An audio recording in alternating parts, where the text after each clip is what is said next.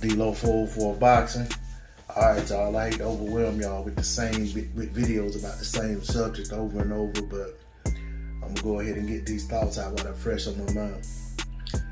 I just made a video earlier talking about making sure that we give both of these guys the credit they deserve in Crawford and Porter, regardless of who wins the fight, how it plays out, etc. And I titled that video, "Here Comes the Double Talk," or something like that, or "Get Ready for the Double Talk" is how I ended the title in that video. When I tell you it's already began, believe me, it's already began. And it began long before this fight became anything near reality, but it's already been cranked up even more now that the fight is looking like it is going to be a real fight, looking like it's going to actually happen. When I tell you that, or when I say that I want to give these guys their just credit, regardless, I mean that 100%. I'm not going to come on here and say what other people said. I'm just going to say that, let me just tell you what I'm not going to do. Bud Crawford goes out there and stops Shawn Porter in the first round, I'm not going to say Shawn Porter was not really that good. I'm not going to say Shawn Porter was overrated. I'm not going to say that the guys who struggled with Shawn Porter, or guys who barely won decisions over him or lost to him, are nothing compared to Bud Crawford. I'm not going to say that Bud is guaranteed to beat those guys. None of that stuff. On the flip side, should Shawn Porter beat Bud Crawford? I don't care how he beats him. And I don't care if he stops him in 30 seconds. I don't care if he wins a close decision.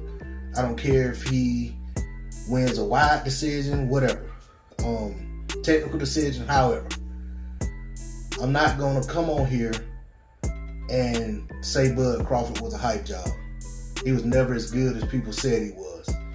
I'm not going to come on here and say that I told y'all he was a little man, didn't belong at 147.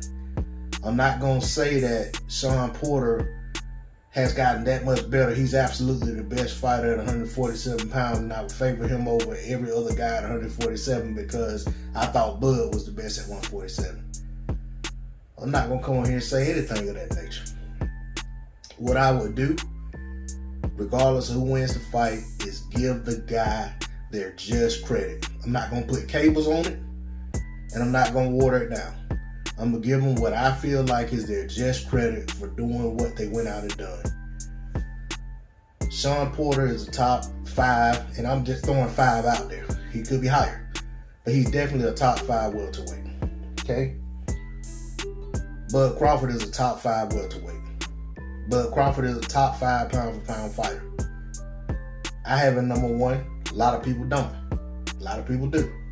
Okay? But at the end of the day, you're talking about 2 top 5 guys in the division facing one another. Regardless of who wins that fight, they deserve the credit for winning that fight. The guy who loses that fight should not be torn down because he lost to another guy that was pretty much at or near his level. So, like I said, I'm already hearing it. I'm already seeing it. I'm seeing it even in articles where there's a watering down of Shawn Porter. I'm seeing in articles where there's a watering down of Bud Crawford. Like I said, I just don't want to come on here as the fight is being built up and everything's starting to gain momentum with anticipation of the fight actually happening, that date getting here. I don't want to tear these guys down, either of them. I don't want to overinflate what I think of either guy. But I'm just saying that there are those who are going to do that. There are those who are going to go ahead and put a disclaimer on their picks. Like, I picked this guy to win, but. Or I picked that guy to win, but. Or I think he could dominate the fight if he does this, but if this happens, I'm not going to do that. I'm going to make my pick on the fight. And if the fight plays out the way I picked it, good. If the fight goes way left from what I expect, then I'm gonna come on here and talk about that as well. I never gloat about my picks, so that's not gonna happen. But if I get it way wrong, I'm gonna come on here and talk about it for sure. But like I said, this is that type of fight that it's the kind of fight people have been saying for so long that they wanted to see. Nothing has happened to Shawn Porter or Bud Crawford to make us feel, in the time since people were clamoring for that fight, nothing has happened to either fighter to suggest that we won't still get the quality of fight that we could have got a year ago or 2 years ago, other than the fact that the guys have aged.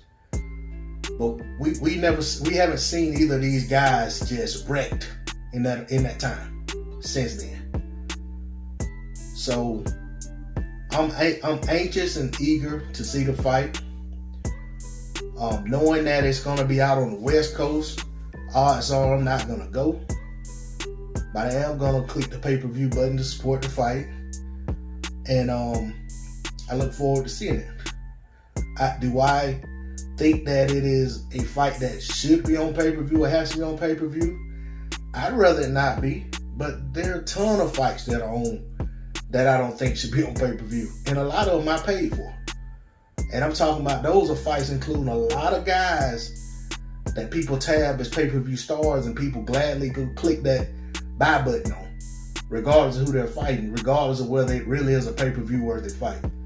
I'll say this about the pay-per-view worthiness, and I'm going to get off here. There are only a handful of fights in the sport of boxing that are really pay-per-view worthy fights. Yet, there are probably a handful more that get put on pay-per-view every year that shouldn't be on pay-per-view. So,